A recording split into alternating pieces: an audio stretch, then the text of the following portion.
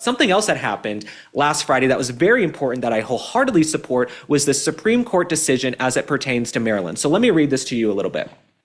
The Supreme Court ruled in favor of a group of Maryland parents who sued a school board over its refusal to allow elementary school children to be taken out of classes with LGBTQ themed storybooks. This was a 6-3 decision along ideological lines that came down on Friday from the Supreme Court. So basically, parents can opt out of some LGBTQ R2D2 education for their young children. And I support this because I think parents know best. And some of these books we're seeing in children's classrooms are downright obscene. It's sort of like South Park, South Park and Family Guy. These are not children's shows just because they're cartoons. And the same way, some of these books are not children's books just because they're cartoons. So let me read you. We actually pulled up some of these books that they're putting in these kids' classrooms, and I understand why the parents are upset and they don't want their kids exposed to this. So one of the books is called Pride Puppy, which is a picture book aimed at 3- and 4-year-olds that instructs them to look for items they might find at a gay pride parade. Why does a 3- or 4-year-old need that? Why can't children be children? Why are you pushing LGBT ideology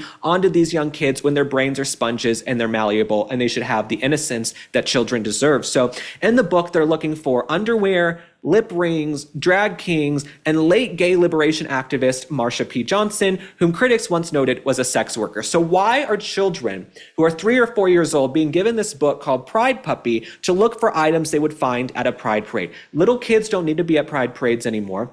And I do judge the parents who take their kids to pride parades, but this is a book you shouldn't have in the classroom.